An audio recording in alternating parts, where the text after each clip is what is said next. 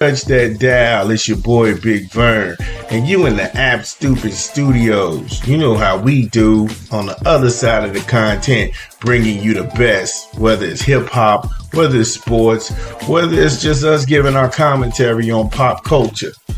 Y'all tuned in. Let's get after it.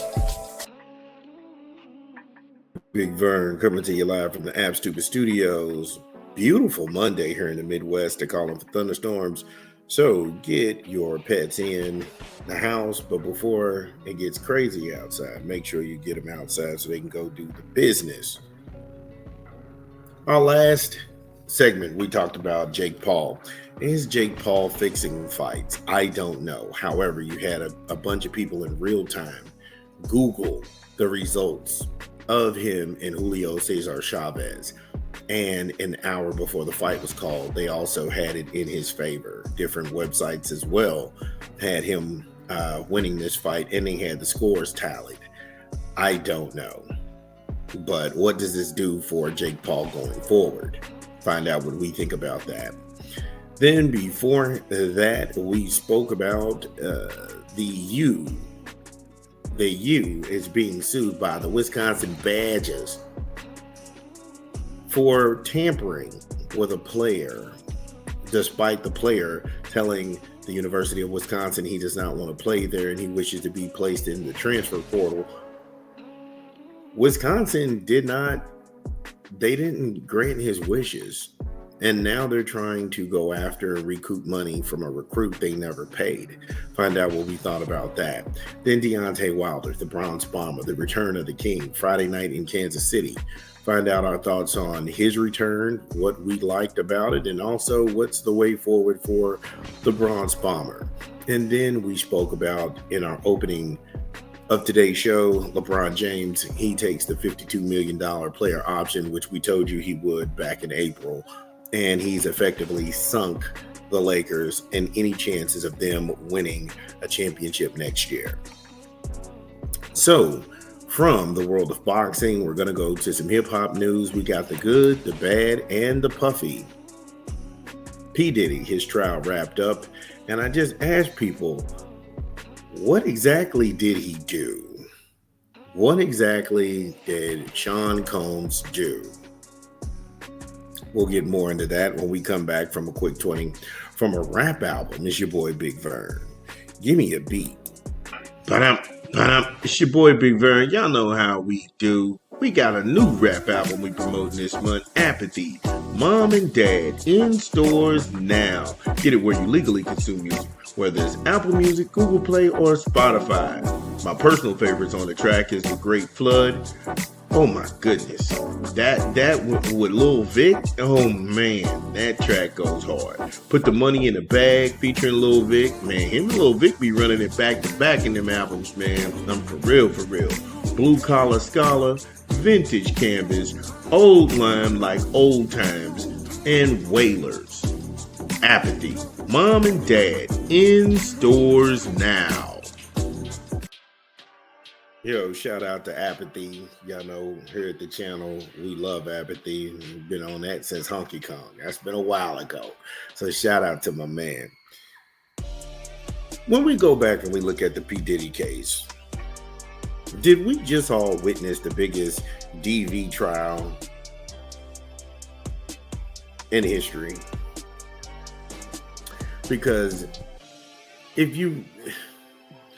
for what the public was sold about Puff Daddy and everything he was doing, they were saying that he was trafficking kids and he was with minors, and you had all of this sex trafficking talk, and you had all of these things go on in this Puff Daddy trial, fire bombings of cars and people being dangled off of roofs, and none of it was true.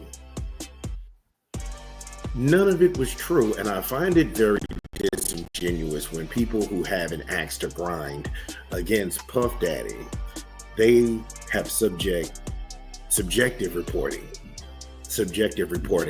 Again, I don't hate Sean Combs.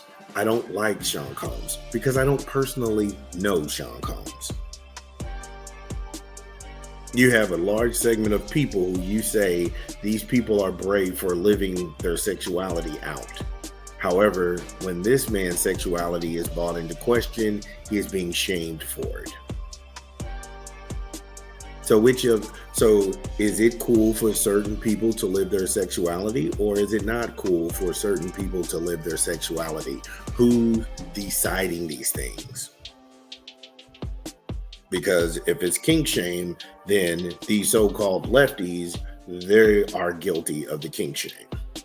The same people defending some people's rights are sitting here telling you that you don't have the right to do this if you look like a certain person, or that you got a disagreement with how things shake out.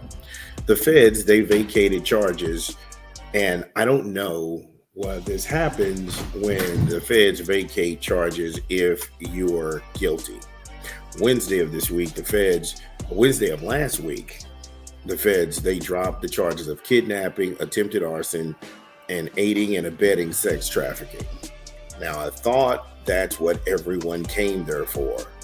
The celebrities living this freaky life and this deviant behavior, all of these sex addicts, and it turns out none of that was true. One thing I always say about the law is, what good is the law if you have to break it to get the outcome you want? Alexandria Shapiro, Diddy's attorney, she agrees with me, pointing out deficiencies in the government's case against at least 2 charges she eloquently dismantled, yet the judge stayed the charges.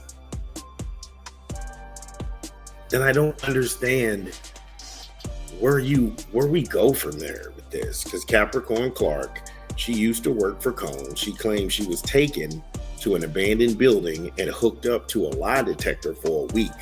Come on, sis. I'm not saying that this didn't happen to you, but I'm saying I've never heard of this. Someone had a lie detector in an abandoned building, and then they hooked you up to it for a week. Nobody could find you, but nobody reported you missing. I mean, you have to ask these questions. And if you failed the lie detector, the man who kidnapped you was going to throw you in the East River. This sounds like a bad Amazon TV show.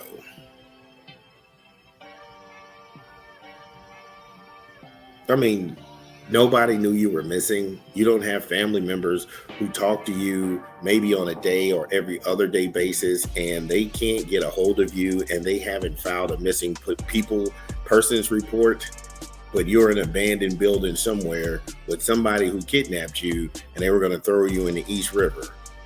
And then you think Puffy had something to do with this?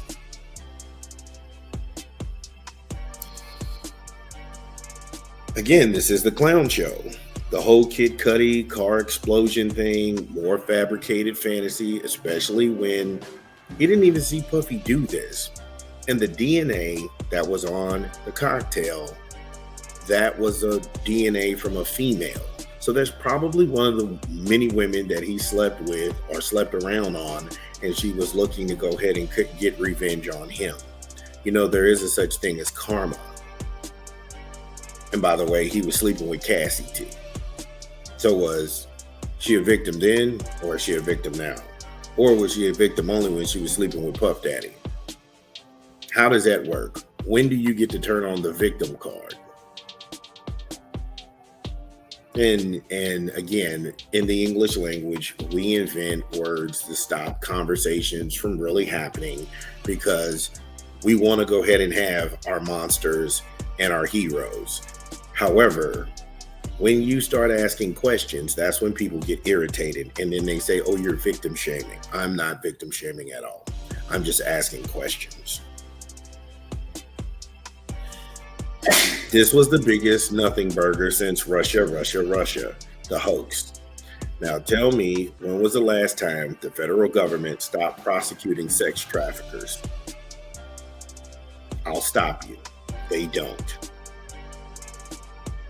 They are trying to convict him of racketeering, which goes to my original coverage of this case. Where are all the other defendants in a RICO? This is a one-person RICO case. This is a one-person RICO case. I don't understand what we're doing. And when I say some things that'll inflame some people listening to this commentary, is that Cassie wasn't a victim. The lobby tape was played and has been played 24 hours around the clock. Pick a news channel, they're all doing it. What they don't tell you is that that was 2016. The relationship between Cassie and P. Diddy didn't end until 2018. If you continue to go back and you ask these questions, what does it say about you? Because if this guy is this bad and if he's this bad and he's doing all these things to me and I'm just being battered and everything, why would I continue to go back to this man? Oh, it's Stockholm Syndrome. Man, stop it. Let that go. And then if you want to go ahead and really ask the question, why would you cheat on your husband? You know, the guy who rescued you from the big bad black Puffy guy. You went and cheated on your husband with Puff Daddy. Wow. Again, these outlets don't want to have these conversations because it's about accountability. And that's a real question, is that when do you get to flip on the victim light? You're so traumatized, you're so horrified, you went back to him. You're so traumatized, you're so horrified, you cheated on your husband with him. And here's something that they won't tell you in the media. He broke it off with her. Yeah, Puff Daddy decided to leave her, the drug addict who almost died, broke it off with her and wanted to go in a different direction. But you had the Department of Homeland Security put pistols in his kid's face. They raided his house. They found 1,000 things of baby oil. That's strange. But Puff Daddy didn't have kids in there. You was looking for gay sex. You talked about Meek Mill. You even had people listening to audio of man-on-man sex, trying to say, oh, that was Puffy right there. And that was Meek Mill. You know how weird that is? I'm a straight man. I don't want to listen to that. I don't even want to see that. So it was really crazy when you had straight men try to carry on a conversation about, oh, Puff Daddy's having these freak-offs, and 90% of these guys, they would have given their right arm to be at a Puff Daddy concert or a Puff Daddy party. Every celebrity was there. And everybody who had a genuine account of being in the same room with Puffy says the same thing. He didn't force me to do anything. If that's not in you, it's not coming out. But these guys, they want to go ahead and do that. Nobody can defend Puffy's actions on that tape. So let's be clear about that, because when some people listen to this, that's what they're going to say. Oh, you're defending Puffy. No, drug addicts do this. You should never be shocked at what depravity drug addicts will stoop to. It will break your heart because they are trapped in drug abuse. But also, you're not going to anoint somebody as being a heroine when she actively participated in these sexual encounters. There are text messages where she planned these encounters. And then you talk about, oh, you're transporting people across lines. She had the escorts' numbers. All of the guys she was going to have sex with, she had their phone numbers. She was trying to plan these things. There's text messages showing as much. And so now we want to talk about, oh, we're going to go ahead and drop the sex trafficking because you couldn't prove it in a court of law. We had all of these freak-offs. We had TD Jakes at a freak-off. We had all of these people doing suspect behavior. There's no video evidence of any of that going on. Here it is. You have the guys at Abercrombie and Fitch, the real dudes who was drugging male models, taking them overseas and raping them. And not only were these guys able to pay and get off on bail, there's evidence of them doing this. And the media isn't talking about that at all. You have a hairdresser of Garth Brooks openly accusing him of sexually violating her. Nobody's talking about that at all. There's a deposition of Janelle Grant against Vince McMahon. You have John Laurinaitis, who actually flipped and now is working for the U.S. government against Vince McMahon for raping this woman and then loaning her out to other superstars in the WWE that went without name so they could actually sign with the company. All kind of ridiculous, deviant behavior. Vince is free. The dudes from Abercrombie and Fitch are walking around. They're not in police custody. Garth Brooks isn't arrested, but Puff Daddy is. And I'm asking these questions. There is no gay sex. There is no minors being trafficked in this thing.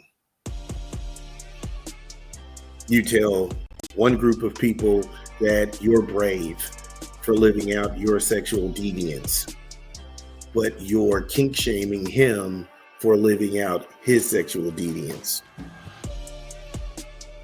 You're telling me what's good for the goose is good for the gander. So either Puffy is brave and they're brave, or he is not brave and he is made to be shamed and they should be shamed as well. We have double standards. And then I asked this question, so what exactly did he do?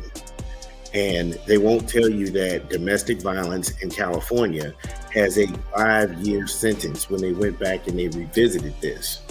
So if you're looking at the 2016 video in the hallway where he put his hands and he physically assaulted Cassie, in the state of California, they cannot go back to 2021.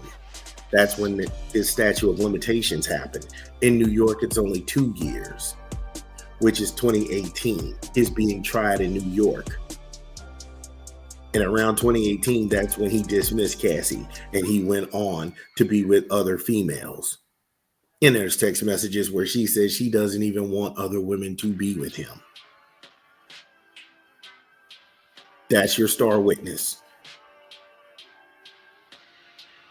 And so I don't know where you go with this, but we got to stop this victim. Nobody's a victim in any of this.